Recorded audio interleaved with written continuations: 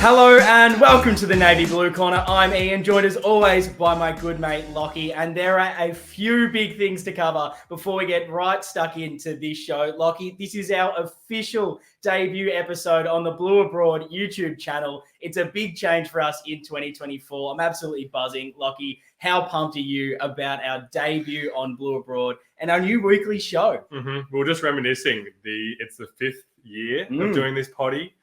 Don't know where those years have gone. Plenty of ups, plenty of downs, but I'm feeling like this is going to be the biggest one for sure. Oh, it's going to be a lot of fun. Now, those who are familiar with us may notice that the recording of this episode is a little different, and we apologize for the audio maybe not being as crisp as normal and what you're going to expect for the rest of the year. Storms have ripped through Melbourne this afternoon. Lockie has no power. We've absolutely scrambled, which has meant that this is the way we're recording. He's in my room, which is actually really, really perfect. It's Valentine's Day, so maybe that's what we needed to happen. But what is good about this, Lockie, is that we're actually in the same room as once. Normally we record separately, so I actually get to see you right here, which it's always a little bit of fun. And look, with all the changes to the podcast, now that we are on Blue Abroad on YouTube, just trying to let you know what's going on, because if you're listening to this in podcast form, not much will change. Don't worry about it. You still find the episodes in the exact same place that you always do. But if you want to watch us in video form, we will now be on the Blue Abroad YouTube channel every single Wednesday night. Links to everything, including our socials, will be in the show notes to make things easier for you. And to those of you that are watching right now, potentially as well for the first time, thank you for joining us. We cannot wait to chat everything Carlton with you all throughout the year. Look, we've had our long-winded intro. You know I love them, Lockie. Oh, you're obsessed with it. And look, it's time to get into the good stuff. It's what we're all here for. It is our 2024 season preview and prediction show. Now, it would be remiss of us not to kick off into talking about two of probably the biggest news stories of the preseason so far. So, Lockie, I need to get your thoughts and reactions to the unfortunate injuries to both Jacob Wiedering and Jack Silvani. So Sauce will be out for the year with an ACL, which is horrific. And Wieders at the moment looks set to miss the first 2 rounds with a calf injury. News tonight saying he's on track for round 3. So I have to ask, how big a loss are those two? And I guess what was your reaction to the news when you heard it? Yeah, they're definitely, it's massive news for both, obviously, in their own ways. I think with the goals that we have as a club this year, any kind of long-term injury like this, almost to any player, just changes the whole dynamic and vibe, even though Wiedering and Sauce both have very different kind of places in the team at this stage. I think the Sauce one is a big one. It's, there's lots of questions outstanding over the ruck situation, for example. He's a piece of that equation. That changes things up. That third tall forward that we've kind of been looking at for years and wondering who is going to be the guy to kind of step up and be that guy week in and week out. It's not going to be him this season. And then Wiedering, of course, reigning J&M medalist. Like, he's arguably the most important player of the team. I think lots of people would make that case for him. So thankfully, you're telling me hopefully it's only a few weeks, but we saw what that has done to players in the past, like Walsh when they don't get a full preseason. But it's going to give an opportunity to some guys that may not have seen a lot of time otherwise. Yeah, look, it's a big one, and you never want injuries. I feel like every preseason we're talking about another injury. It's true. When it was, I guess, Wiedering's, and it was, you say just a calf. Sometimes you don't know. I don't want to go super negative on it, but there are occasions where just a calf turns into a career-long niggles with those soft tissue injuries. Hopefully that's not the case. And I know Carlton at the moment, we're not looking to rush guys in. We know we're playing the long game now, so it's not going to be a case of, panic, maybe like a few years ago where we've got no other defenders. We've just got to play Wiedering underdone. They're going to take their time. It is a big loss.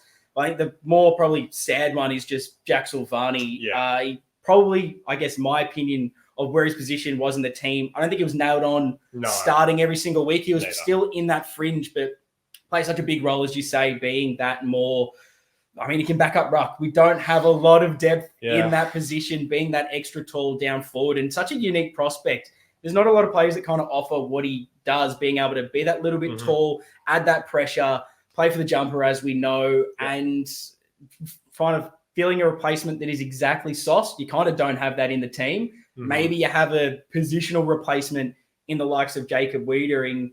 Obviously, the talent's not going to be the same, but I guess this is kind of a great lesson to just what everything is right now with Carlton. It isn't just about the individuals, one or two players. It's about the collective, about the team. We've seen the last few seasons how much we've been able to go with that mantra, next man up, and they're never ideal. And it's never great when you lose someone for a whole season and you don't get to see what they're willing to offer. Because I think we saw at stages last season when he was actually just playing that forward role. I think it was in the Port game when he started to kick a few goals, and it just changed the way that we did play and structure up in that forward line. That's going to be sad to miss, but it's almost just next man up. Someone else will take that spot, and it's an opportunity, like you said, which I think is exciting. So who is your kind of players that you've got lined up already to, I guess, have to replace them? Who's coming into the team to replace Wiedering, and what's your kind of forward makeup looking like?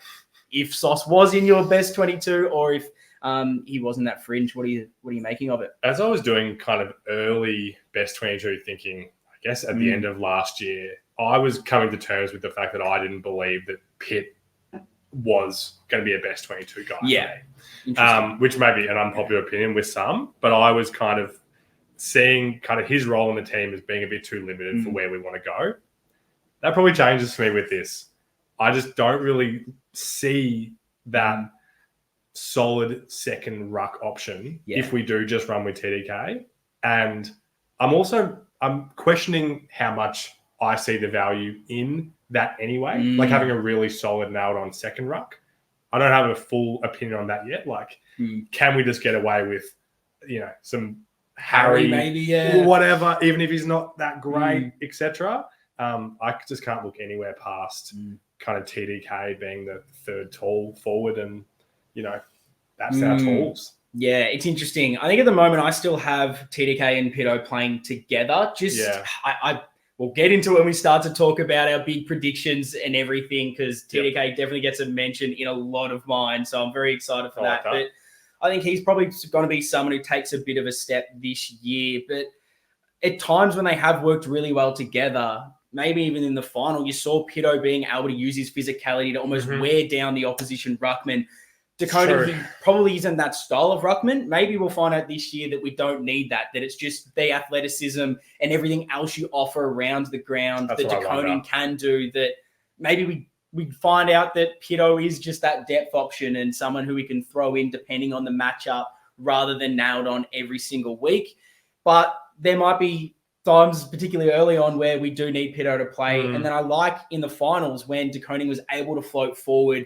We saw him kick a couple of goals in that Melbourne game when we really needed to.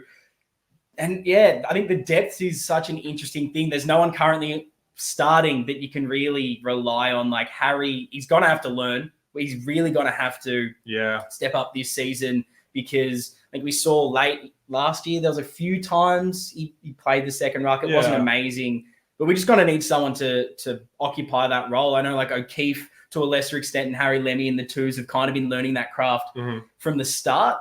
They're obviously a little bit off being ready to play, I would say, at this stage. They might get a few games throughout the year.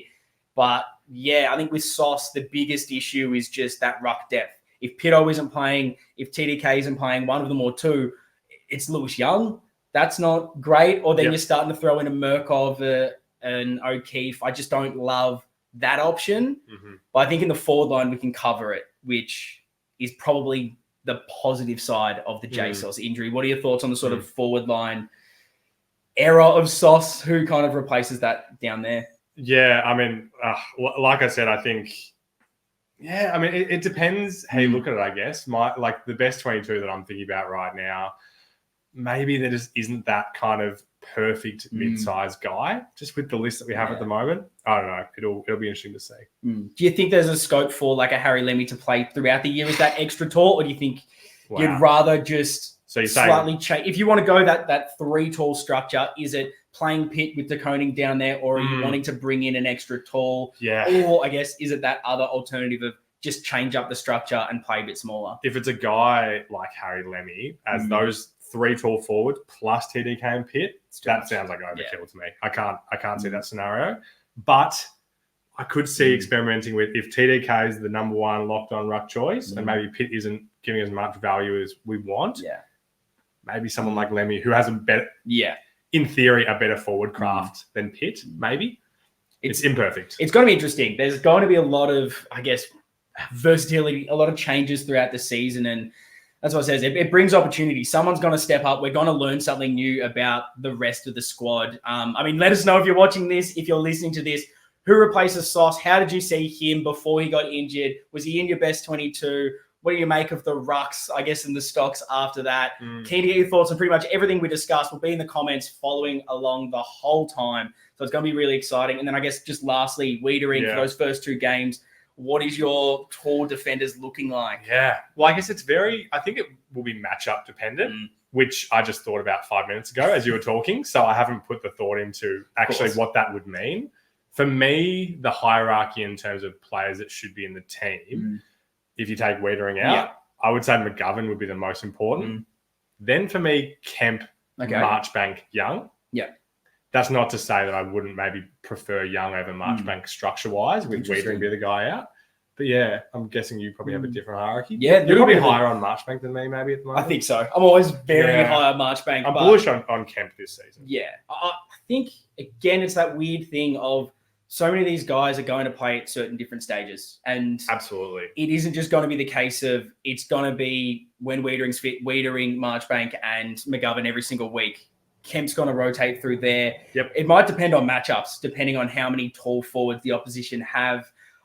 Yeah. I think at the moment, I would start simply by just playing Gov, Marchbank, and Kemp. I do agree with you on that. If you probably want a bit more of that traditional lockdown defender, then maybe a Kemp comes out for a Durden. I probably have him currently over Lewis Young. I'm interested to know what the listeners and viewers are thinking on that.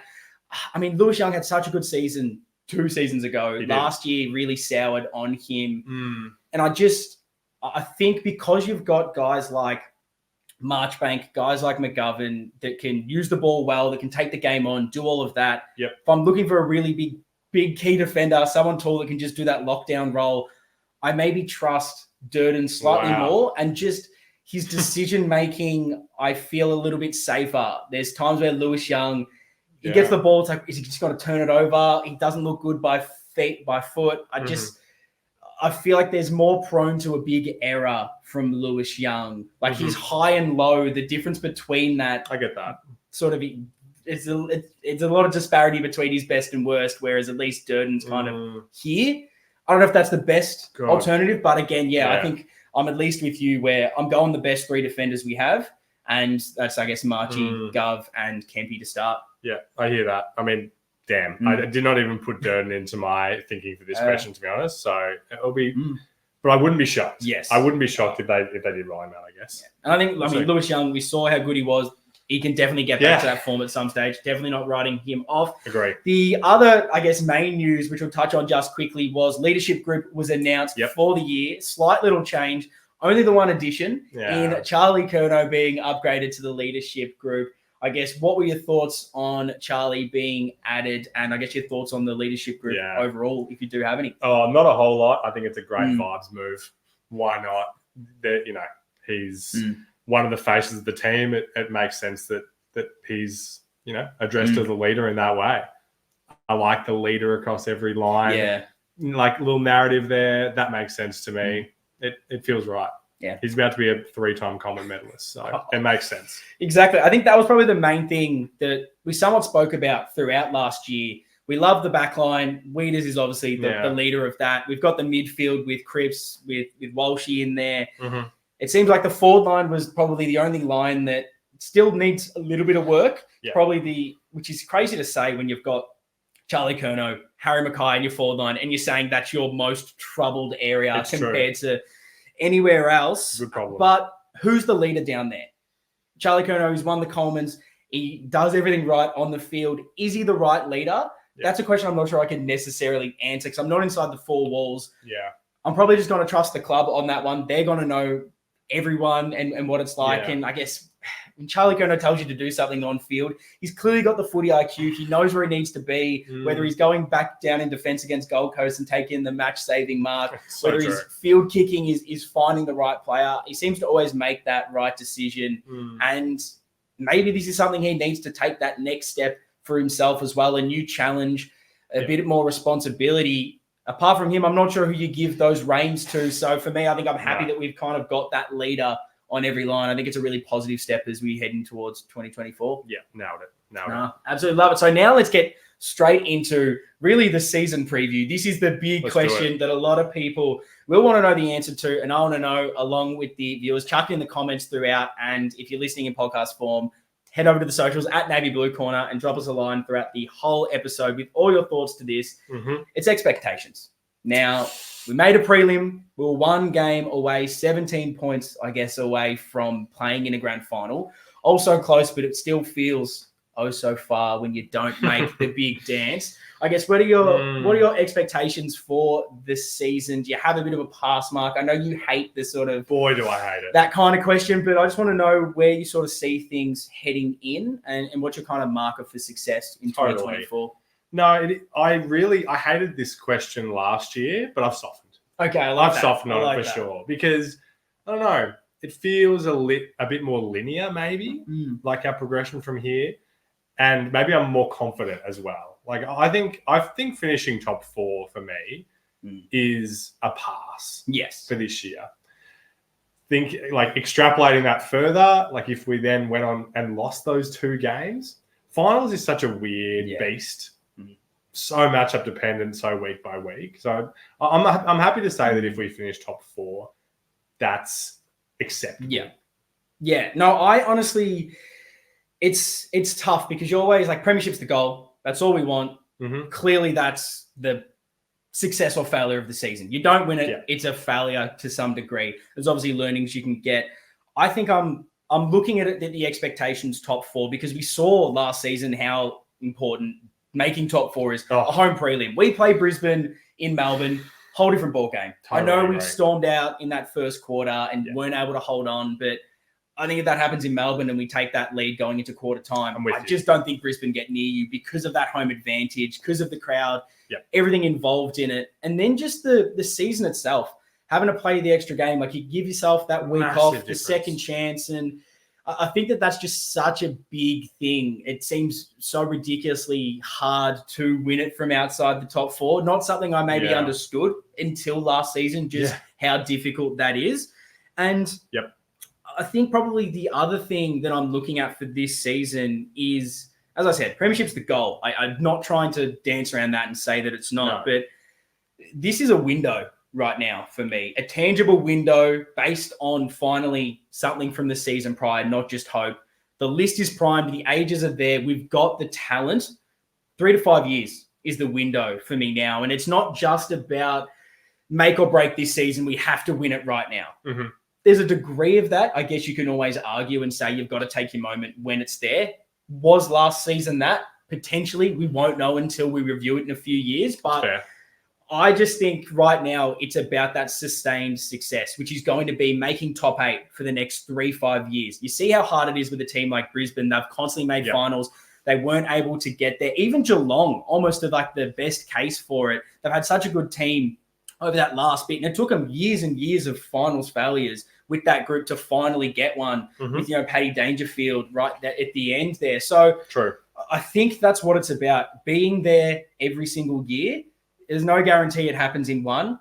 So you just got to sort of look at these next 3 to 5 years. And if we keep grinding it out, one of those years, at least surely, it will happen for this group. So, I'm not as make or break. We don't win it this year, it's over. As long as we're just constantly battling it out, getting that finals experience, I think that consistency of making finals is going to really brew the premiership success. And I agree with every single thing you said just then. But I do want it to be clear that I do see a pathway for us to do it this year. Absolutely. Like, even though that's kind of like the pass mark, the Wolves aren't falling down, everyone's asking to sack the coach, is kind of that top 4. There's absolutely a world where we do it. Absolutely, because we saw last year our best, particularly in that stretch where we were just unbeatable, right near the end, just before finals. 100%. Literally, we're playing the best football out of anyone. There's no reason why we can't do that this year kind of takes me to the next question, which is, okay, we made the prelim. What do we have to do to take that next step to be the premiers this season? You alluded to it there, so I hope you have an answer. I mean, what needs to change? We were close, but we need to take that next step. I want you to lead it off because my answer is airy-fairy at best. Yeah. Okay. I feel like I'm somewhat similar. I don't have a definitive, this is the one thing. Oh, if this player does cliches. this. I feel like I'm a little bit the same. My first one is what we touched on was top four. Top four minimum. Mm-hmm. Clearly gives you that second chance, gives you the home prelim if you make it. I just think, as we touched on, that's just gives yourself the best opportunity. It's just historically just so much harder, obviously. I think the next thing is just consistency all round. That was my number one point. We can't consistency. We can't have the ups and downs, I think, of last year. One, mentally for the players, but you look at what we had to do at the end of last season just to make finals and what that would have taken a toll out of them mentally, physically. We were having to scrap and scrape every single game. We had to be perfect. Mm-hmm. I want us to be getting those wins earlier in the season. So come the back end, those last 6 or so rounds, the last few months, maybe we can start to rest a few players who are battling some injuries. We don't have to play them every single week. We can try a few different things. Is maybe this player has a slightly different role this week, and you start to learn a few different things that maybe come grand final day, you can actually pull a lever that we didn't have that because we were trying to be perfect, we weren't allowed to trial. And so for me, I think that having that consistency throughout the season just allows you more scope to experiment and just have a bit more of a calmer stretch into finals. What was your kind of take on the level of consistency? Yeah, not much to add to that. I think you're right. Like we were battered by the end. And and I mean, also just like it can't be understated, the mental stress and everything that would have been, even though everything we're hearing is that they stayed together really well, and I believe that, like it's impossible for it not to have had some toll, like that stretch of the season. One more loss and we don't make finals. Like it's insane the fine margins we put ourselves into where we basically could only afford to really lose one game in those last few, which is just insane. Yeah. So consistency would take that away. Yeah. I also think as far as consistency, it was something I was thinking about through this question, like what takes us to that next step? Because we weren't super active in the off season recruiting players. We tried to keep it, I guess, there's that word again, consistent in the playing group. And I wonder how much there's obviously going to be a little bit of evolution in the game plan. We're going to try a few new things. It's not going to be the exact same thing as last year. But we really only saw the game plan work and function, click together for half a season last year. Mm-hmm. Is that enough to win you a premiership? Or do you need a few years of this to really gel, not only just to understand the game plan, understand the coaches, the way they communicate, the players, everyone on field, the chemistry, knowing where guys are going to be, the belief. And I feel like that could be such a big thing for us going into 2024, where for the first time ever, we have the tangible evidence. We've finally got a game plan that we understand. We've seen that it works. Mm-hmm. What's another preseason going to do on that? A whole season of us actually functioning well together.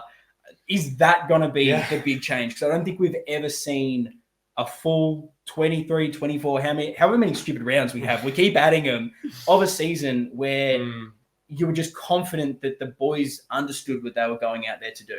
Yeah, no, 100%. I mean, goddamn, if we're sitting here in 24 weeks saying that was the case, then I'll be feeling pretty confident. It's always I guess I kind of alluded to it before, important to call out the difference between that home and away season and the finals. Like it's just a whole different thing when we get there. Like I agree with what you're saying, that kind of, understanding that game plan and building on that is crucial for the home and away season. But once it gets to finals, it's going to take, a lot more than that too. Yeah. So what else apart from consistency were you looking at as this is the thing that's going to change? Did you have anything more specific, or was it a little bit more around that consistency style phrasing? It's all just cliche things that even though they're cliches, they kind of have to be said. Yeah. Like big injuries to irreplaceable guys. Yeah. There's just the fact of the matter is there's guys on this team that we're just not going to be able to replace properly. Yeah. It is Just for a every fact. team, which is It is, true. and it's for every team. It's not. I feel just an us problem. as if the team that does win the flag, there's obviously going to be injuries. You're going to lose one or two, but how many times do they lose their best, like two of their top 5 or 6? Yeah, Doesn't particularly happen. if they're You in gotta stay positions that they don't have the backups. Depth, yeah. Like the mids, for example, like touch all the wood in the room. Like we at least feel confident in a lot of those roles. I think being replicable. Some of these other guys, I don't know. So it's just, if we look back in 8 months and go, why didn't it happen? I'm just calling out that there's potential that's the top of our list. Yeah. Things don't go our way. You need that luck. And I think injuries does play a big, big part. I guess probably the only other thing that I was sort of looking at, trying to get a bit more specific, was maybe just looking at that forward line. The one area that I think does need to lift. Backline was perfect. I think they were absolutely great at their defensive craft. Maybe there's a bit of still ball movement transition from D50 that could be worked on. But for me, it's like spread of goals. Obviously, Charlie was unbelievable last year. Wins another Coleman at 81 goals. The next highest goal kicker was Harry on 29, I think it was. So there was quite a big drop off there. We know Harry can get back to his best and definitely kick a lot more than that. But it's just the rest. You had Always on 27, Motlop 24, Martin 17. I think we clearly just need a little bit more of a spread from those, a bit more of a contribution, and just a bit more function in that forward line. I feel like that's going to be the big step up this year. We brought in Fantasia, Durden gets another year, Motlop gets another year, Cunningham a full preseason, Elijah Hollins gets added into this. Does Doc play a bit more half forward? There's plenty of names to kind of throw into this, but for me, I think obviously Harry, if he goes back to his best this year, it's going to be big. And then we just need a few more goals from others. I agree with you. I think a general forward line lift is definitely something that we need. But as I was kind of thinking about preparing for this episode, and I'm like looking at the guys, like looking at who's the guys that are going to take the steps this year, I really wouldn't be surprised if, again, when we review this season, we look back, that goal kicking spread, I could see it not actually changing a whole lot. Like, is there a guy there? Is there a small forward that you feel like can kick another 10 goals, for example? I don't know. Like, it's possible, but I wouldn't bet on that for any of them. I think the best thing is we've got the 2 best forwards in the game, arguably. And one of the best pairings ever with 2 Coleman medalists in the forward line. And so I think for a small forward, you've got the best 2 to be crumbing to. And I think that it is quite young. It is quite inexperienced. That's where maybe Fantasia plays a part. And it's maybe it isn't necessarily that X player gets 10 more goals. Maybe it's just simply every single player in that forward line kicks 2 or 3 more instead. That's my thinking too. And that's what I guess I'm looking at. I'm not necessarily saying we need one player to step up and be that 30, 40 goal small forward. But I think everyone just needs to genuinely step up. And I guess on Harry, I'm so bullish on him really turning it around this season. And we were talking so much last year that the goal kicking wasn't there, but everything else was. And I found a stat that I heard and then went back to track to see if it was correct. And in the finals series, Harry Mackay had 7 contested marks in 2 games in the final series, which tied with Max Gawn, who also had the same amount of marks in 2 games, also tied with Harris Andrews and Jesse Hogan, who played a game extra. The only player that had more contested marks in the final series was Charlie with 8. So we only had 1 more in 1 more game. So, I mean, if Harry doesn't get concussed, plays that extra final, his contribution in that side of the game is massive. He's clearly still got the confidence to do that. The goal kicking will click at some stage. I just feel it has to because the rest of his game is there. What do you sort of feel on Harry Mackay and his goal kicking come this season? Or how many do you think he's going to kick if you're going to put your name to it? I think he had 29, I think. I think he can get up to that 40. Okay. My kind of vision this year, which I'll maybe get to a little bit later in depth, is just maybe Charlie drops down a couple and Harry maybe takes those extras is where I'm seeing things. I can see it. I wouldn't put my money on it, but I can say it. So is there anything else that you think needs to change from last season to this year for us to win the flag? It shows how bullish I am, I guess. I really think that it's just tinkering. Yeah. No, I do like it. So now let's get into the spicy things. I feel like this is better. You didn't really give me a great answer for that. Oh, I got some spice. And so this is one of our favorite parts. It's the season preview, and the part of that is the predictions. And every single year, we try to go a little bit spicy with this. We want a ridiculously hot, bold prediction. I want something absolutely batshit crazy that you can give me, that we can reflect at the end of the season, that you were absolute Nostradamus. No one else saw this coming, and you have absolutely nailed this. Very interested to hear them. And again, if you're watching this, give me your absolutely insane hot prediction for this season. Lockie. You miss all the shots you don't take, right? Do you have anything? I got a couple things. Batshit. Like, honestly, when we started this podcast, I feel like hot takes is what got us through. It was big. The hope and the possibility of things. Yeah. That fire is just... So you don't have it? Not in me. I've got a couple, but you kick us off. I'll have to take over because I don't think you've got enough. So I'm going to go big with my first one here. I mentioned I think this guy's going to have a big season. That's Tom De Koning. My prediction this year, which may be the boldest, I've got another one that's very, very spicy, is that Tom De Koning in 2024, All-Australian. Yeah, I don't hate it. It's a bit crazy because I think... If you're looking at the All-Australian team, there's normally only really one ruckman. Maybe because of his forward craft, he can get in there. I'm just so bullish on what I saw in that final series. And maybe that is a little bit biased. Maybe I need to see a bigger sample size from him because the season was fine. But his athleticism, what he's able to do, what he did to Max Gawn, and then being able to go forward and kick those vital goals. We've been saying it for a few years now. When's it coming? When's he finally going to click? I feel like that final series maybe was what he needed. And I just really reckon that this is going to be a massive, massive year for De Koning. I like it. I'm excited for the All-Australian Blazer come the end of the season. I feel like we're back doing our draft episode where we're ridiculing each other's picks because my first hot take is actually aligned with this. Ooh. So maybe the listeners can let us know which they think is more likely to play out of these hot takes. Because I did have an All-Australian pick for mine. Yep. Maybe you'll think it's hot. Maybe you won't think it is. But the wings in the All-Australian team this season were Josh Dacos and Errol Goulden. Yep. Just, I guess, if you think about their performance, Dacos was a 25 disposal a game guy. Goulden, 26. You know, they pop up and kick goals occasionally. Blake Acres has put himself on the map with this final series. He averaged 23 disposals a game this year.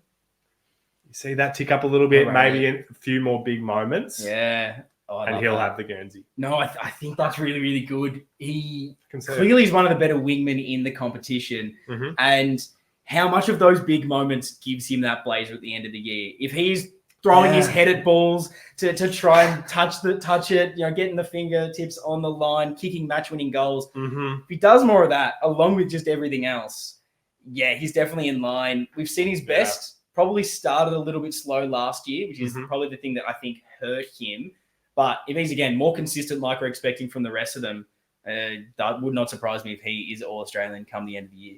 Let us know which is more likely, Acres or TDK, All-Australian. Who's going to do it? Now, this one, probably less spicy. I'm going to save my genuine, you may need to lock me up in an insane asylum after you hear it. But I've got good evidence to back it up, so I'll save that one. I'll go maybe a little bit down the Scoville ratings of spiciness on this one. Go for it. I've got a man who's always my favourite. I love to spruik him up, so I'm doing it 1 year again. We're rolling in his back. In my love for Jordan Boyd. I am going to say that he becomes an absolute lock in our team. Best 22. You can't take him out. And he's going to become one of our most important defenders, basically just due to his run and gun and then also his transition by foot.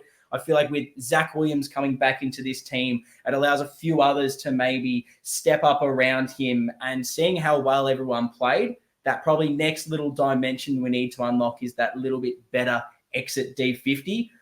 Look at that last final against Brisbane. I reckon that first quarter, he was almost best on with his intensity, what he was able to do, rebounding off halfback. If I'm bullish on TDK, I'm almost more bullish on Jordan Boyd is my man. And I reckon he's going to be a staple and such an important guy come the end of the season, not a fringe like he's maybe starting.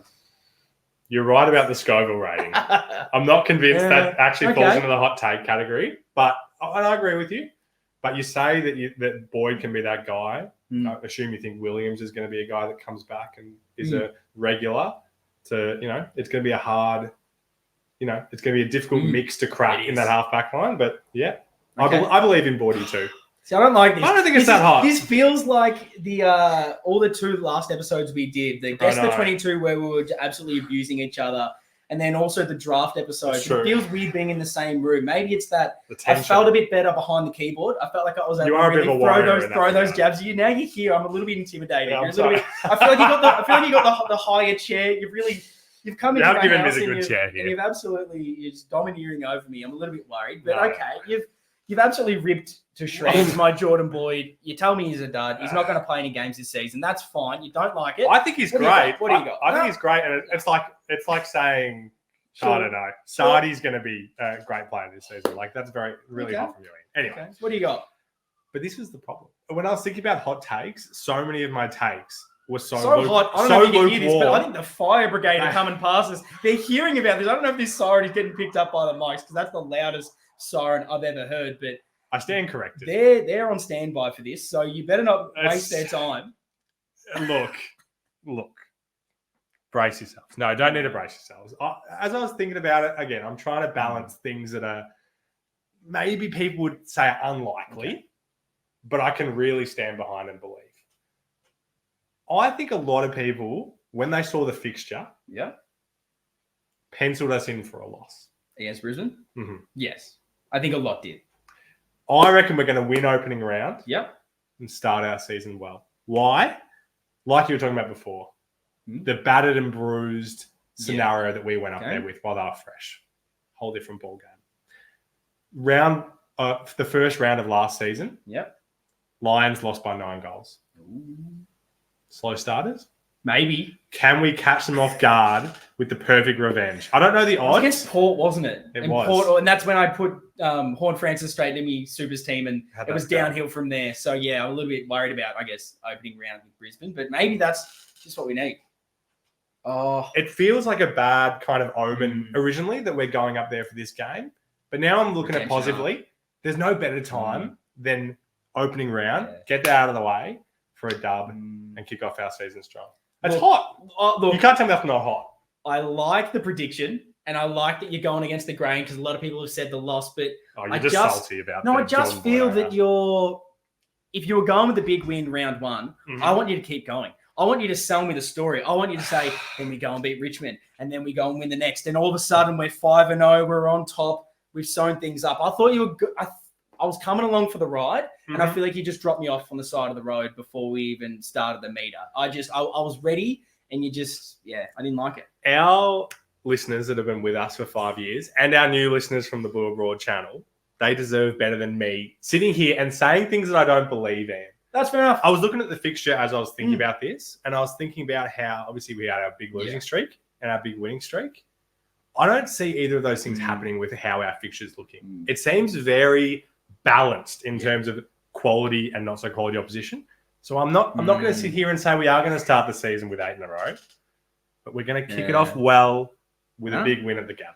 No, it's a big thing for, I think we spoke last season, the redemption arc. It felt like if you were scripting a movie for someone to win the flag, it was us last year because of what happened, what transpired, and then the teams we started beating. It was all of a sudden we're beating St Kilda when we always seem to lose against them coming from behind. We're beating Gold Coast in Gold Coast.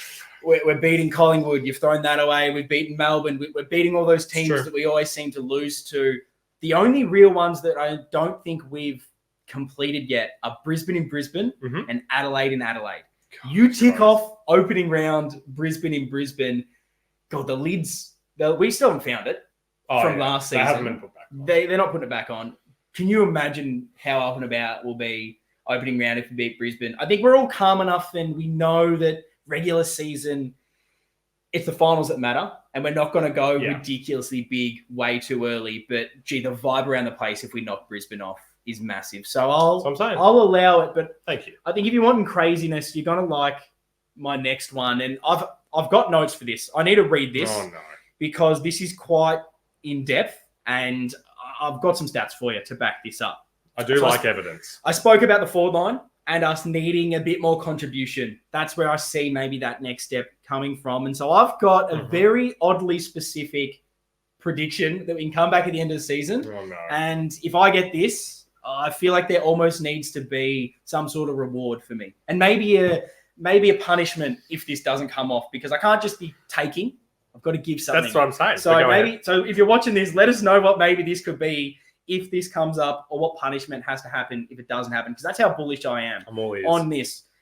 Jack Martin, Jesse Motlop, and Orazio Fantasia will combine and kick a total of 84 goals together. Sounds like a lot. It is. It adds up to, if you get the maths together, an average of 28 goals per player. That sounds like a ridiculous amount, doesn't it, Lockie? It does for a simpleton, but I've done the maths, mate. I've sorted this out. I'm not sure it does, but okay, go ahead. Because I think that one of these players will kick 30, and I really reckon the others are going to get close. So we'll take a look at Jack Martin. 17 goals last year, but he averaged 1.6 goals per game from the Hawthorn game. So Carlton start playing good. He starts playing well. If you extrapolate that 1.6 goals from the 10 games that he played there into 18 games, that's 28.8 goals, Lockie. Okay. That's exciting. Games. And I reckon we can get Jack Martin to 18 games. He plays 18 games, we win the flag. Is that another spicy take for you in the middle of this? Motlop, 24 goals last season. But again, after the turnaround, he missed a few weeks, but played in that Port game. He did. From then on, he kicked 14 goals in 9 games, averaging 1.5 per game. Extrapolate that out to 20 games, which I reckon Jesse can do. That's 31 goals. Yep, that's feasible. Fantasia. I believe he can play 15 games. Last time he did that, he kicked 28 goals. Now, I get it. That was 2021. He's had his injury issues. Let's knock a couple off that 28. Let's go 25 instead. Martin, 28. Motlop, 31. Fantasia, 25. That's 84 goals. You're not going to like my response to this. You're missing out, because I had the corkboard behind me with all the string trying to figure this out before. I've had to take it down for it. Do you think it's feasible? Absolutely feasible. Actually? That's my problem. Yes. My problem is that you think that this is the hottest take ever, and the logic is too sound. Hot takes are supposed to be, we're supposed to be clutching at straws for logic, and you've just gone with very logical logic. So, no. Because it's obviously a big thing. I can say 84. I think Motlop 24 to, I think it was 31. It's plausible considering we expect an uptick. Yep. Martin kicked 17 goals last year. I'm now expecting him to kick like 28. I think that's a lot, but if he's fit, what we saw him do in our forward line, I'm excited about. And he could be someone that goes really, really big. And then, Fantasia, when he plays games, he seems to be able to find goals. If what I'm saying earlier, if Charlie drops his a little bit and the Smalls get a little bit more involved around it, give me 84 goals. See, I thought that was a big mark. And it is. I mean, averaging 28 goals between 3 Smalls with a Coleman medal and Harry Mackay. It's a lot of goals, but gee, we're going to get it. I mean, I hate to be the voice of pessimism, as I very rarely am. I think if, you're right, if they do all play those games, sure. Why not? The over-under on Martin and Fantasia joining for 33 games, that feels high for me. That would be an incredible result, I reckon, if we got those games from those two. I guess to go back on that and ask a different question, is that just a worry for you going into the season that does our forward line rely on a few players that are maybe injury prone to getting us that ultimate success? Or is that just part and parcel of the game? It leads to what was going to be my third hot take, which I took out. Go for it. You can say, you don't have to say that you're bound by this, but this was something that you were tossing up. I think it's possible that this time next year we'll be even less clear on the small forward hierarchy than we are now. I think everyone has their kind of opinions on these four. I actually think we could, I don't know. I'm just in this stage where I'm not convinced any of them are making that jump. I think you could make the case for any of the four guys, Owies and Corey included. Yeah, Corey's someone we haven't mentioned. Owies, when he played... Owies as well. I completely forgot him. If he plays it, he's very good for a goal 27 game. Last year. Add him to the... Mate, how many goals are we kicking with these small forwards? Totally. But Dirds as well. I'm sure there's people listening that maybe even have Dirds as as the guy out of these 4 for the future. So that's my feeling. It's the biggest open position and biggest competition of spots where you can make the argument for everyone, and maybe it's not perfect because not many of them have really proven it for the whole time. There's been injuries, there's been issues. No one has been like, for a full season, I've been the number one. You're locking me in every single game. Yeah. That's a potential problem. The fact that they're going to be hungry or fighting for that, and you can even maybe throw like a Fogarty into that as well. I know he plays a slightly different role, a little bit more defensive than your goal kicker. That's what I was going to say. Does he end up kicking more goals this season because he's in that team more, the ball's falling to him, the footy IQ? It's going to be interesting. And that's why I wanted to throw out those 3 in particular, but it wouldn't surprise me if the 3 that play the bulk amount of games end up kicking 84 goals together. But I'm going with those 3 now. But God, it was an ambitious one, I think, to start with, trying to think that, Jack Martin's going to play 20 odd games or whatever he's going to play by the end of the year. Have you got a 4th take to bring us home? I mean, I did have another one that I'm maybe not as Put it out there. But it's one that I was just trying to think of what's the craziest thing. Okay. And you promised spice. This is incredibly spicy. Okay, almost dumb spicy, but I'll go for We're gonna have one. And I'll be quick with it. Okay. We've talked about the rucks a lot. We think De Koning's taken that step. Maybe we will find with his step up, if he's going to take over the number 1 ruck mantle, where's Pitt's role? I think how it maybe works with the 2 of them is De Koning's a little bit forward as well. Pitt doesn't have that forward craft. So by the end of the season, are we looking for someone to take over that second ruck? My bold prediction is that by season's end, Carlton fans will be wanting either a De Koning and O'Keefe partnership or De Koning and Lemmy partnership and combo for 2025. So it's not them saying, mate, come grand final, we're going to be throwing in Harry Lemmy, but it's more saying these guys have played incredibly well throughout the VFL season. They maybe played 1 or 2 games where maybe, and it's harsh on Pitt because I still think he's a good player, has scope to prove everyone wrong and make that number 1 ruck spot his. But I just feel if we're adding more strings to our bow, trying to find other things, it's O'Keefe or Lemmy that could do it. And if they have a massive year in their VFL, come this time next year, we could be saying, I want O'Keefe and TDK in that team. That's my favourite of your takes. I toyed with something similar. Yeah.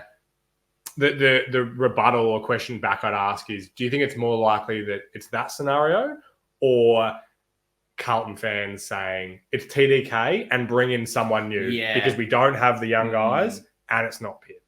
It might be that. I think, if Harry doesn't take that step up in the ruck and it's not being amazing, and then we're finding that we're better when De Koning's in the ruck, we're struggling when Pitto's anywhere else, and we're needing De Koning more ruck time, it's probably going to be more we need someone else rather than those 2 guys are impressing. But from what I've seen of those 2 late last year and from everything I'm hearing in the whispers of training the house down cliche of preseason, it feels like those guys are progressing really well. Maybe, again, not for this year, but come 2025, finally being able to develop these guys in the 2s, not rushing them into the AFL firsts. I really think that I'm bullish on at least one of those 2 coming into the team next year. I like it. You've ended it strongly. Yeah. But let's go back to this year. Let's stop worrying about what's going to happen this time next year. I want to get it's almost the younger brother of the hot takes. It's the players to watch. It's who are the breakout stars? Who are the ones that are going to excite you this year? Do you have any left-wing names? Who are you kind of throwing out there as your players to keep an eye on this year?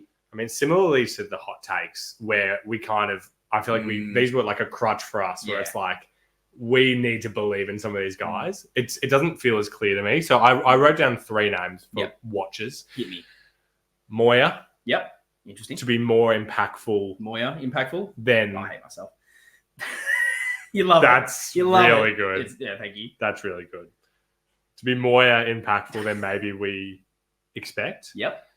Fantasia, to go back onto your point before, that if he is healthy and back to his best, may exceed expectations of even that. And then I think I put Williams in there. Yeah. It's not an exciting one, but again, just when a player misses so much time, you never know what you're going to get. Yeah. And feast or famine. If we're being very honest about Zach Williams, hasn't been consistently good for us. Mm-hmm. I think we love what he can bring, and at his best, he's been unbelievable. Yes. But how many times has he been a bit of a whipping boy where there's 2 or 3 weeks in a row where he's okay, he's not amazing, and you're going, oh, what have we done? Like, what have we paid for this guy to come to the club? Could we have done some other things? And you see another glimpse of him have an absolute, almost best on ground kind of performance like the Collingwood game the season before. You go, okay, this is what we've got. But through injuries and form, he hasn't put it together the whole time. Yep. But if we can get his best, again, this is a guy who's All-Australian caliber. That's what I'm saying. What he can bring to, I think, the rest of the players is what I'm excited for. Are we going to see a better Sard because he's able to maybe lock down a little bit in defence and take the number one defensive forward away from Sard because they're going, oh, I need to watch out for Zach Williams burst away. All of a sudden, Sard gets off the chain. Or maybe because they're worrying about those two, Jordan Boyd gets off the chain. Totally. I think that I love the Zach Williams one, not only for what he can bring, but I think for what the rest of the team can grow around him from his influence. I love that. I like it.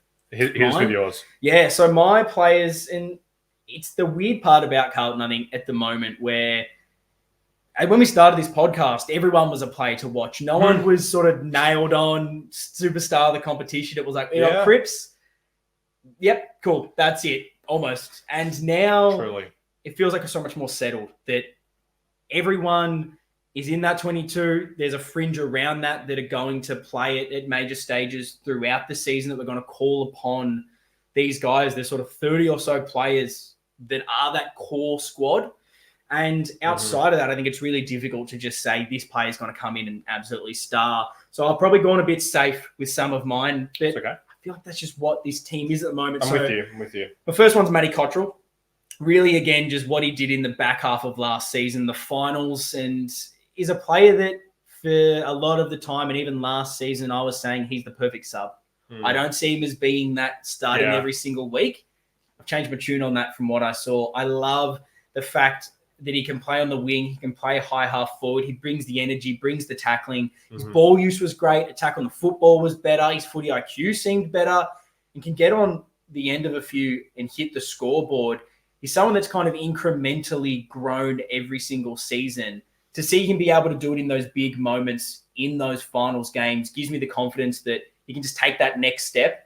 What that is, what the ceiling is, I'm not 100% sure. No. But it's just another one of those role players that I see him having really big moments for us where we're just going to absolutely love this player. And he's not going to be someone that we're saying, is he the sub? Is he this? It's like, no, Matty Cottrell's there every single week.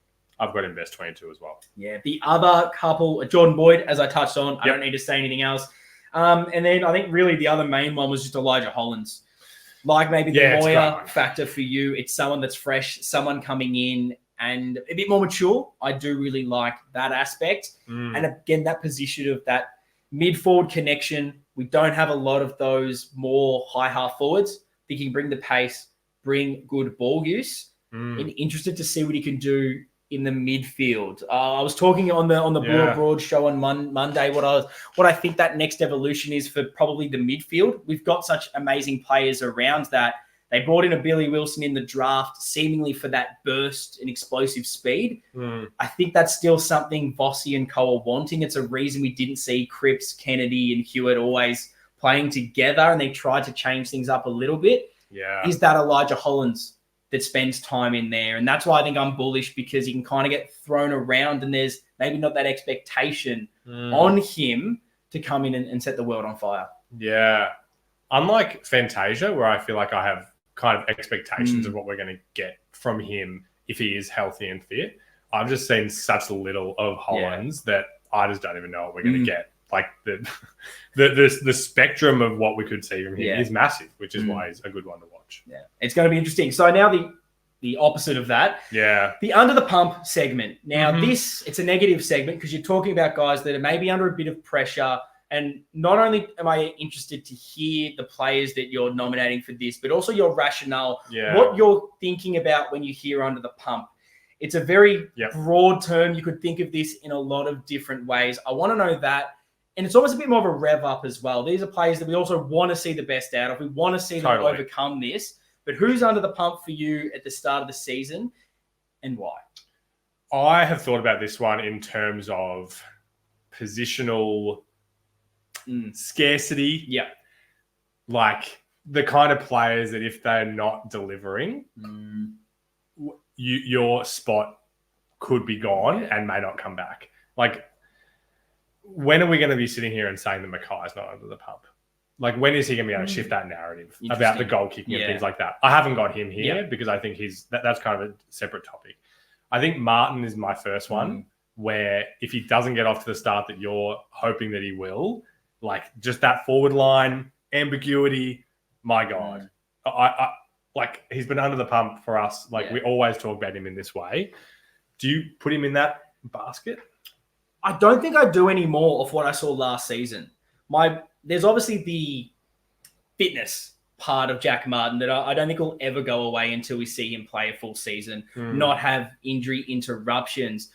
But the other question mark that we had was just the form. How many times did we jump on the podcast after a harsh loss to maybe react a little bit too harshly? I remember I said at one stage, like, I'm sick of Jack Martin and I almost like don't want him on the list for the fact that, and this was obviously me on being over the top. I wasn't 100% saying I wanted him off the list, but it was me being like, I'm sick of buying into the hope of Jack Martin and him disappointing me and just not seeing that consistent form from him. Whereas back into last season, I just thought he was so important to our structure, so important to what was working well in that forward line, his position, his ability to draw the opponent away from the space, his tackle pressure, his goal kicking, his marking overhead. Now with Jack Silvani out, I think he becomes even more important due to what he can do physically above his head. But I guess, with that injury issue, I find there's always going to be that question mark. But for me, the form, I probably disagree on that, thinking that he's done enough in the back half of the season for form maybe not to be as under the pump. But I mean, if he starts, like anyone, if he starts the season poorly, there's competition for spots. That's my point exactly, that I feel like a lot of these guys have a bit more of a leash. Whereas for him, if he goes back to those dark days, we're going to be sitting here and you're going to be talking about him in that way again, I feel. It's so difficult for those players where he's going to have weeks where he doesn't touch the ball. And then he kicks 4 the next week. So he might just be a guy that we have to. Yeah, it's an interesting one. I don't mind it. Yeah. Do you want to hit me with one? Yeah, I'll go with my first one, which is maybe a little bit harsh. And it's mainly just because I still think he's a bit young and he's got time to develop. I'm not writing him off. Okay. But Jack Carroll is someone I'm putting in the under the pump category for the sake of, much like maybe Brody Kemp last year, it's not so much that I'm saying this is your season to prove it or you're delisted, you're off the list, but more I'm yet to see what it is that I'm meant to really get excited about with a Jack Carroll. I still think there's the potential, but he probably in the VFL, compared to, I guess, maybe a Jackson Binns, who showed so much last year, I haven't seen that 4-game stretch of Carroll where I've gone, holy shit, this is that player that he's still got some deficiencies, but look at all those amazing traits that he's got that I can see in a few years with more development. Here he is in the AFL in the first team. And now with guys like Fisher gone, Paddy Dow, out of that depth in the midfield, he's kind of automatically taken that next step up. Ed Kerno, another one that's come out. He's almost forced to take that step at some stage if there are injuries. And my, I guess, problem with him so far is I need to see something from him to get me excited. Not writing him off. He's still got plenty of time to develop. I like that we're taking our time with him, but I need to see something this year to get me excited. I want to get excited. Show me. Yeah, I think that's a valid one. I don't have anything to add. The second guy I had is someone on the other end of the spectrum. Yeah.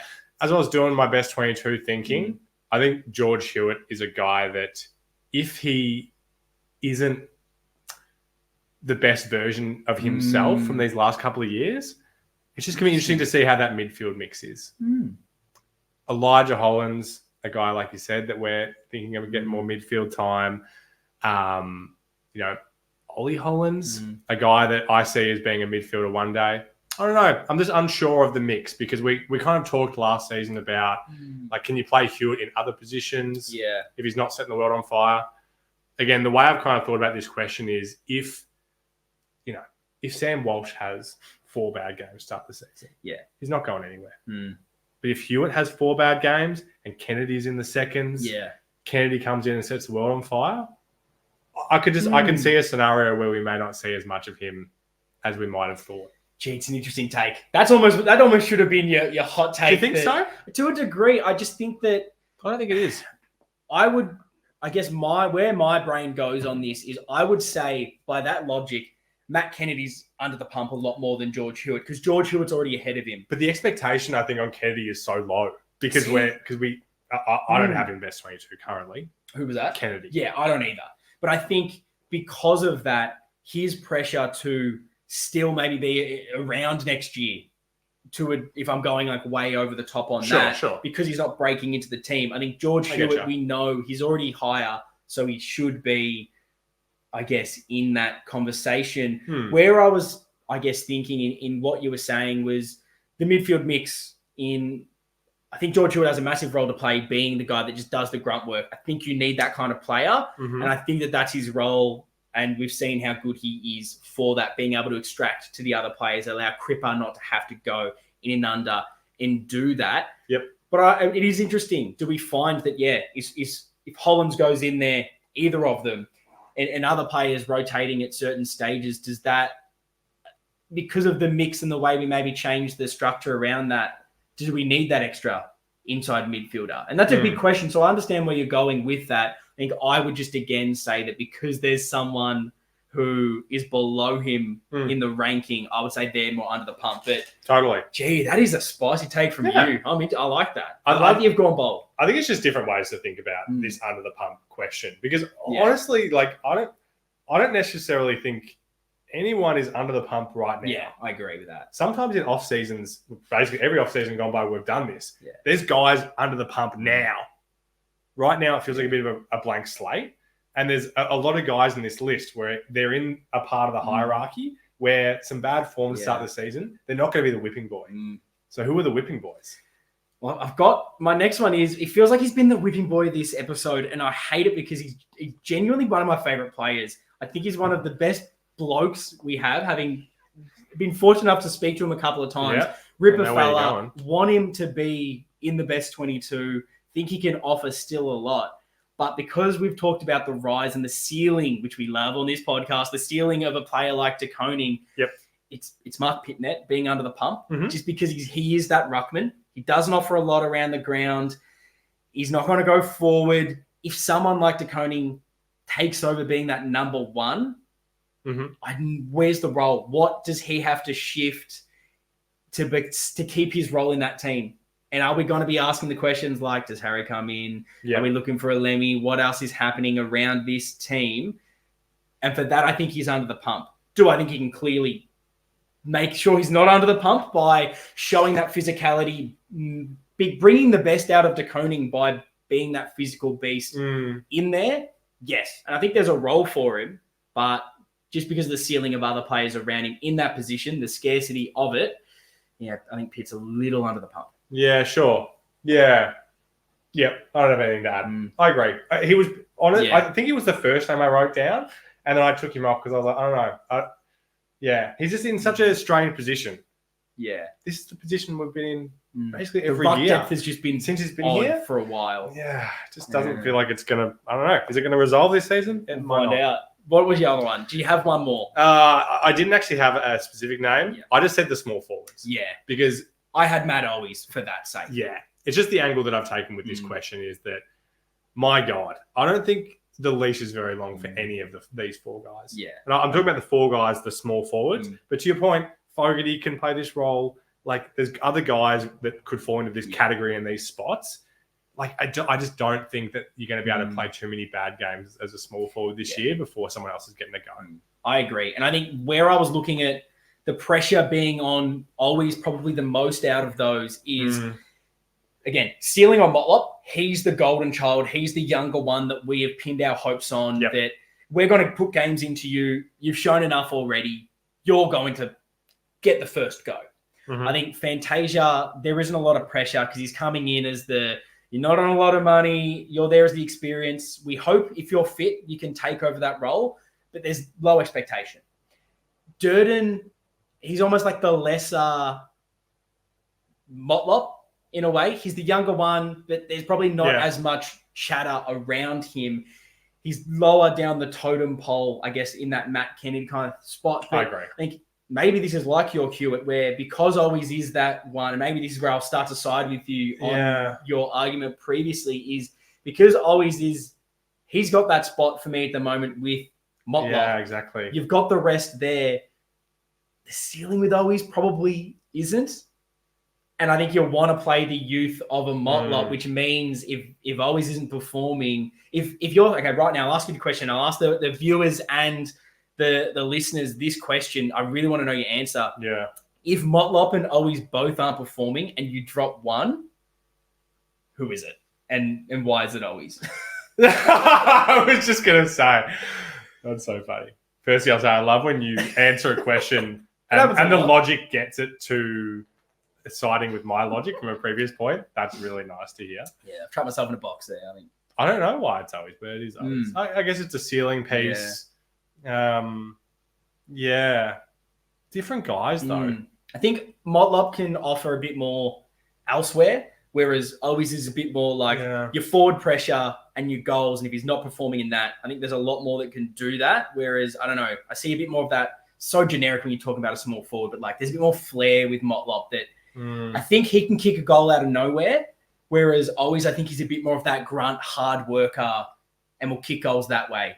I don't know if that makes sense, but that's how I kind of picture them in my mind. I've got a red hot question, an hour and 10 minutes in this Let's podcast, which just came to my mind. Do you think that there's any bias that we hold against someone like Owies? I think so. For the way that he came into the club? Oh, I don't know if it's the way he... Oh, maybe it is. Do those perceptions of these players, you know, like it subconsciously went into my head before when I'm like, well, I guess we kind of have a bit of a higher ceiling for Motlop than Durden, for example. Oh, it's a great question. I don't know if that's true or not. But if you want the argument for always, and this is the thing, I don't have a ridiculous, even though it sounds like I do, I don't have the strongest opinion on any of these guys not being in the team or being in the team. I am happy to, off evidence, change my opinion. So I think there is a bias because you look at who kicked the most goals as a small forward last year. I know. If you just look at the stats, and we were choosing stats right now, always is in that team every single time, and we're not questioning it. But maybe it is because we don't see the ceiling because he's a little bit older. He was a Category B rookie, basketball background. He wasn't that high draft pick of a Motlop or a younger player that we see Durden being, even though always has performed better, or the Motlop veteran who's done something in a Fantasia.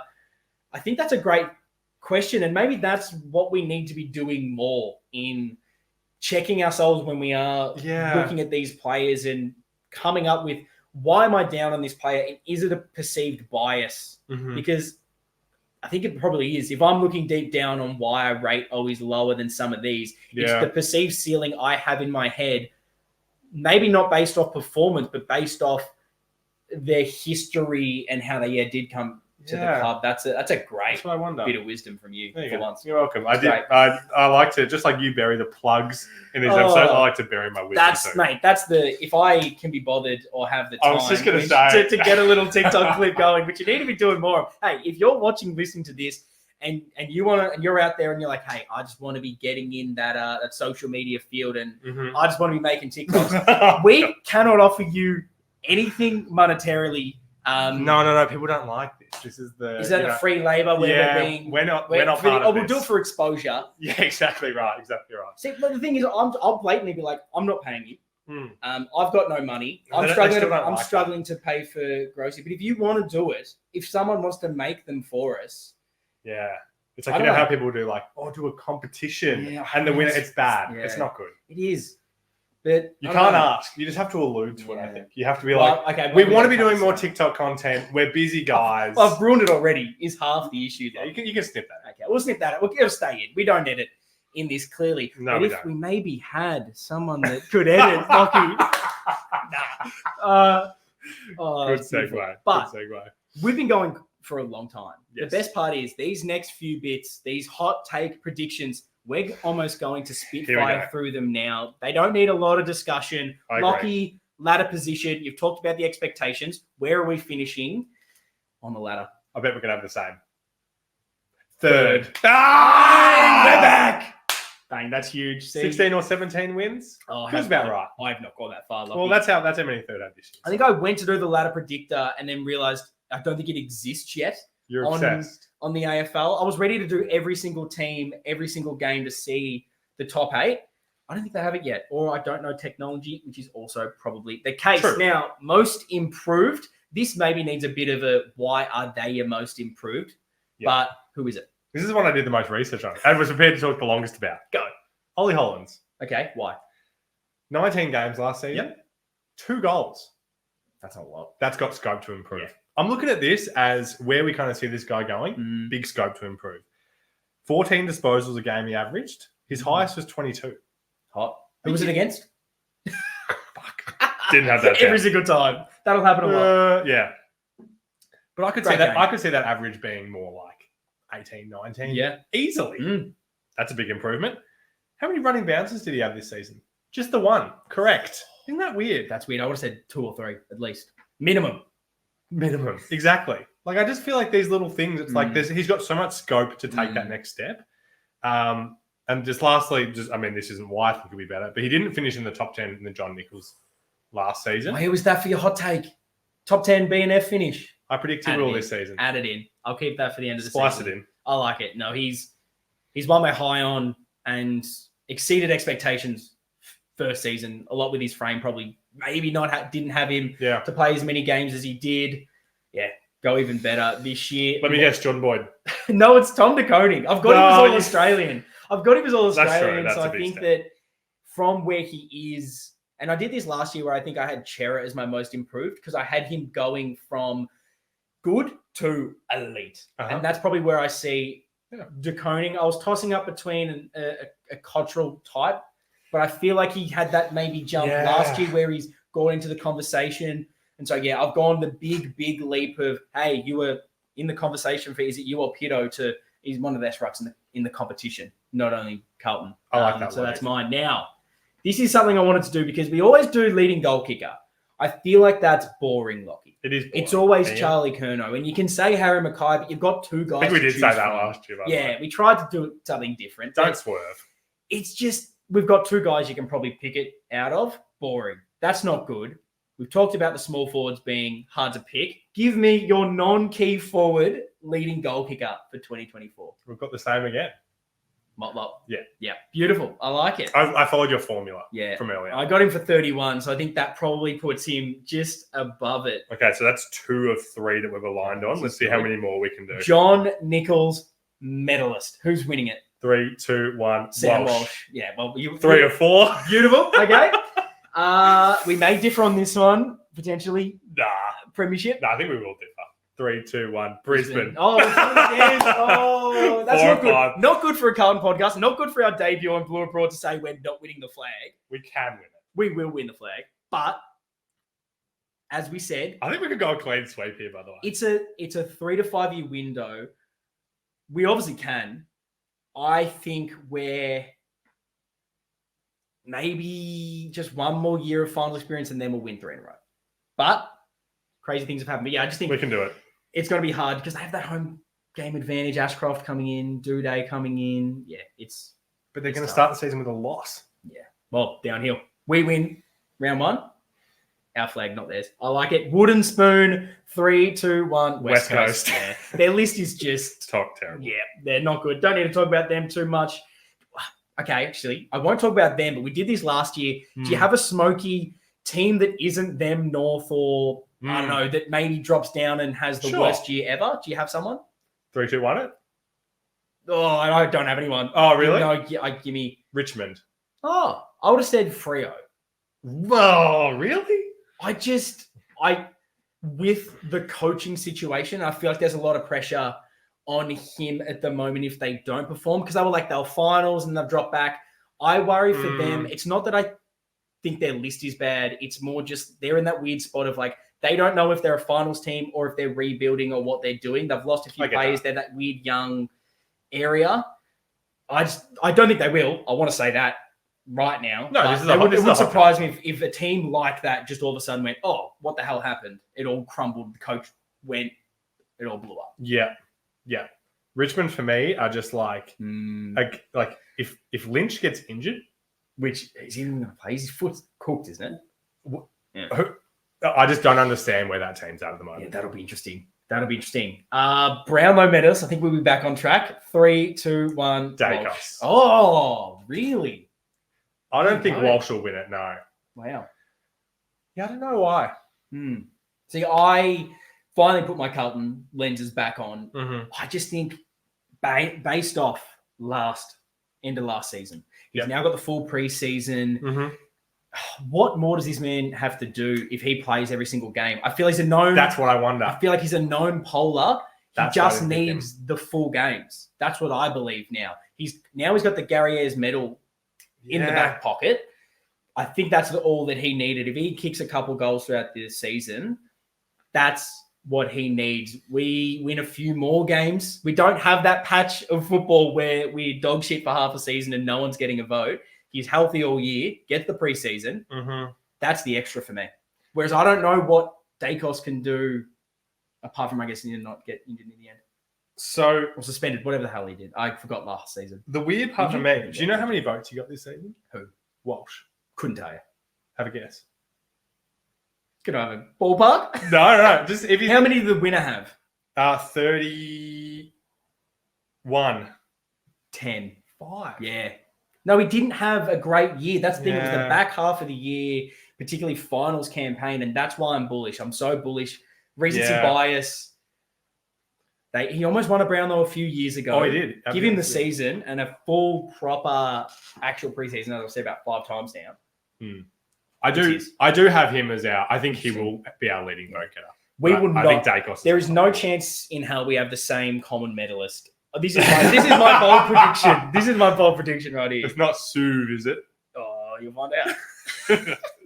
3, 2, 1. Ben Charlie King. Curnow. Yeah. See, Curnow's the obvious answer. My only thing is, and I said this earlier, I just think Curnow doesn't kick as many goals. And because of that, everyone else plays better. Harry kicks more, takes some off him. Mate, my small forwards have got to kick about 100 goals for me to get this stupid prediction right. With all the injuries that are going to happen, it's true. I think that just means instead of us kicking a ridiculous amount more goals than we kicked, they've got to come slightly off Charlie. We're a little less Curnow focused. I'm looking at the list of who else is there. It's old blokes. Mm-hmm. It's a few that I like but play for crap teams that aren't going to win any games. I think Gold Coast, I'm bullish. I think they're going to play finals football. Wow. Ben King seems like the more obvious around there. Honestly, it came up between him and Joey Danaher, so it was Ben King because it's not Joey Danaher. I can't utter that. I'm not going to fight you on it. But yeah. You're disrespecting Big Meat's role in this forward line, but... Yeah, No, it's fair. It's a fair call. You've taken your Carlton hat off for the last question. I'll ask you one last question on this. Do you think we need, for the forward line to function, for us to be better, do you think it needs to be less goals off Charlie for it to function? Or do you think that he's still going to be able to kick that high amount of goals and everyone else lifts around him? That's such a good question. Yeah. And I actually was thinking about it earlier today. And I think the answer is no. Because of where we got to this year. Yeah. How many goals did Charlie kick in the finals? He underperformed, as people would say. Most contested marks. If he just did his normal output of goals, we might have won the flag. Yeah. No, I think it feels right. It feels good saying that things should be more balanced, but also he's going to get the targets. And he's just so good. He doesn't need many, and he takes the marks. Why couldn't he be even better this year? Let's give him 3 in a row. Why couldn't he be even better? We can. That's exciting. Look, that's a great way to end this episode. It's been a long one, but I hope you have enjoyed it. If you're listening in podcast form, even though we are part of Blue Abroad now, it's going to be in the same place. You don't have to worry at all. But if you want to watch it in video form, head over to Blue Abroad. Like and subscribe if you haven't already. And if you're watching this live on Blue Abroad, thank you for joining us. We're going to be here every single Wednesday. It's going to be a lot of fun throughout the season. Let us know what you thought of our debut show. If you liked it, let us know. If you didn't, give us a bit of constructive feedback. What do you want to see more of? What didn't you enjoy? What did Lockie say that you absolutely hated? Let us know all of that in the comments below. But I got to say, next week is going to be a big episode. I've got to hype it up. Got to give a bit more of those plugs, even though, of course, right at the end, tradition, they're right at the end when everyone's already clicked off because I'm talking way too much. But there's been a lot of conjecture about this episode topic, I think, throughout the off season. I know Paolo, if he's watching, doesn't like it. Doesn't like the best 22. But we're going to keep going with it. We're going to be doing the best 22, talking about the depth, going through it, because I think there's some value in talking about the best 22, because it isn't necessarily just these are the 22, they're the only ones that matter. This is the best jumping off point, I find, in talking about who do we rate higher than others? What blend do we want to see in the team? Who's battling it out for the positions? And we can truly go through that, go through the depth chart and have that discussion about who plays come opening round. It's going to be exciting. Bring it on. Can't wait for it. Wednesday next week, 7 p.m. Thank you for joining us. At Navy Blue Corner is the social, so you can like and follow us so you never miss anything. That is the place to be. Links in the show notes everywhere. We've been the Navy Blue Corner. Up the bloody baggers. See you guys next time.